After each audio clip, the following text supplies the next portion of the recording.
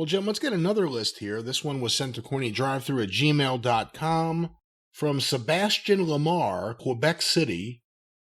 My email may not be in the I was going to say that couldn't be his real name, but if he's from Quebec, I guess it could. And it says, my email may not be in the best English. I am a French-Canadian. I am as French-Canadian as the Rougeau family. I came up with a list of the 5 most culturally impactful wrestlers of all time, and I would like to hear what you think of it. It's not in order of the most important first, but in chronological order. So once again, the most culturally impactful wrestlers. Number 1, Lou Thesz. He was the most important world champion of the territory days before wrestling was on TV. 2, Ric Flair. He was the main champion that brought territory wrestling to television. 3, Hulk Hogan. He was the wrestler that made WWF a nationwide monopoly. 4, Bret Hart. He was the wrestler that ended the big man era and allowed smaller and more technical wrestlers to become world champions. And finally, 5, Steve Austin, the first anti-hero character that blurred the line between face and heel. Jim, what are your thoughts on Sebastian's list of the most culturally impactful wrestlers? I don't agree with at least 3 of them. You can make a cultural impact is different than an impact on the wrestling business, right? Cultural impact means you have an impact on the culture, on the general mainstream society that you are in. So if that's the case, then automatically the biggest cultural impact that any pro wrestler has ever had would be either between Ricky Dozan or El Santo. Bingo. I agree. So everybody else, no matter who it is going for second place there. Ricky Dozan still to this day places in polls in Japan of sports figures, not just wrestlers. He started an entire industry. He was a national hero. El Santo did the same thing in Mexico, pretty much. He was the guy. He surpassed the wrestling business and the mask and the trademark and the idea of him and his birth date is a holiday and all that other shit. Nobody in the United States or really anywhere else in the world, except maybe Kentaro Oki in Korea, right, has had the impact on their relative cultures and societies that Ricky Dozan and Santo did. So you start there with those 2. Lou Thesz had absolutely, and I have all the respect in the world for Lou Thesz, 0 impact on American cultural society. Plenty of impact on the wrestling business. But Hulk Hogan and Steve Austin qualify for having an impact on American culture. People who weren't wrestling fans, didn't have any idea, have never seen a wrestling match, either knew who Hulk Hogan was because of the television exposure, saw him, were cognizant of him on The Tonight Show, the movies, cheaply made and unentertaining as though they were. Come on. And the same thing with Steve Austin, the T-shirts and Hell Yeah and Austin 316 and the middle finger and the rattlesnake. It went into movies. It went into the mall. It passed the wrestling bubble. So if you've got Ricky Dozan and El Santo and you've got Hogan and Austin, if Flair now has more cultural impact on today's culture than he had on the overall culture when he was on top in the 70s and 80s, because he was the man to the wrestling fans. But that was a period of time where wrestling, and specifically the Carolinas or even the NWA, they didn't have, what's the Q rating? They didn't have the complete recognition of everybody in the country, just the wrestling fans.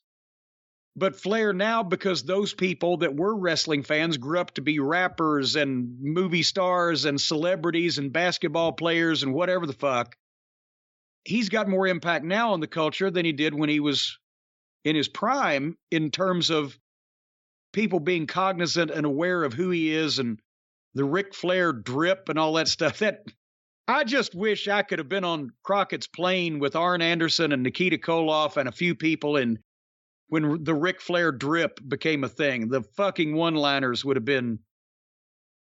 But who do you think has more cultural impact today, Ric Flair or The Rock? Well, still it's The Rock, because The Rock is everybody. Every kid knows he's on network television every week. The wrestling fans from 25 years ago, or the movie fans from 5 years ago, the TV people that watch TV today. He's transcended wrestling because he's done so many other high-profile things. So, honestly, yeah, The Rock right now has more cultural impact. As a wrestler, I think Austin had more impact on America than The Rock did. But The Rock obviously blows everybody away now in terms of everybody knows who the fuck he is. When it comes to the territories, how do you look at a JYD in New Orleans? You look at that and you say, magnificent cultural impact, or too short to classify with somebody? Well, no, but now when we start breaking down the location, well, he had a massive cultural impact in New Orleans specifically, state of Louisiana kind of, the Southwest region pretty much. He wasn't any bigger in New Orleans, though, than Lawler was in Memphis, or that Dusty was at one time in Florida. What about Bruno in the Northeast, if you want to talk cultural impact? Well, I was about to say, if you go to a regional cultural impact, Bruno would have had more than any wrestler because that was the biggest region. The north of Boston, Philadelphia, New York City, Pittsburgh, the biggest cities, in the smallest geographic area, you're hitting a lot of people. So Bruno's cultural impact would have been more than Dogs, because New Orleans and Louisiana was a smaller area. And Bruno had such longevity, and so many people, important people, movers and shakers, grew up in New York or in that area and grew up with either Bruno or grew up with their parents idolizing Bruno Mars. His parents nicknamed him after Bruno. So if you're talking a cultural impact on an entire culture, a few of those people broke through. If you're talking about, and because of the modern era, it was easier.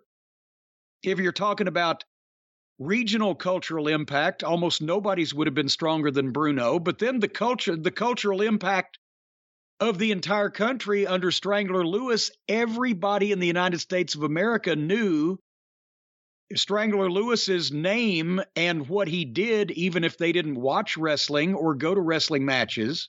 What about Whipper Watson or Yvonne Robert? In Canada? Yeah. Absolutely. Whipper Watson and Yvonne Robert, and maybe even the Rougeaus, the original Rougeaus in Montreal, because of the French Canadians love their heroes, and they become bigger and last longer just because the French Canadians cling to them.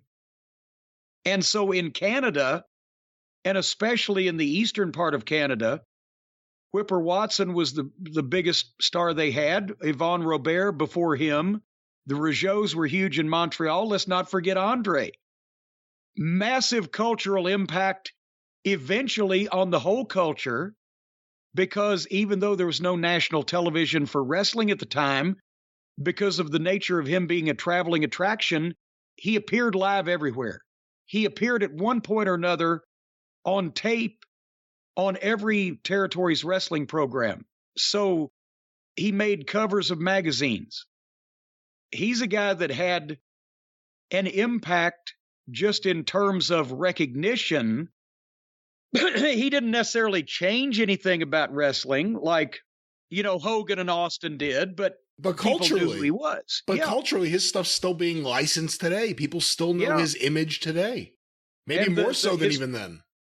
Well, yeah, because there's been more documentaries and the book written, and more people have heard about him now that maybe weren't around when he was, on the road. So, yeah, it's not like when a guy gets to that point, to that level of fame, and has that many people that remember him and was also such a classic story, whether it be Bruno surviving the Nazis in the mountains and his mother being shot trying to steal food for him, or Andre, coming from a small village and a normal-sized family, but the whole story that he has, that gets bigger.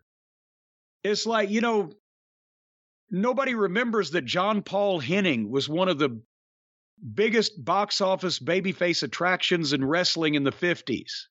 Nobody. But a guy because he was just a wrestler, and he was a good one, but he had nothing. There was no concerted effort to keep his name out in front of the public. With Andre or Bruno or guys that get to that level, they still keep telling stories. They still keep writing books. They still keep doing documentaries. And more people that weren't even alive then start knowing who the fuck they were. So that has a continuing impact.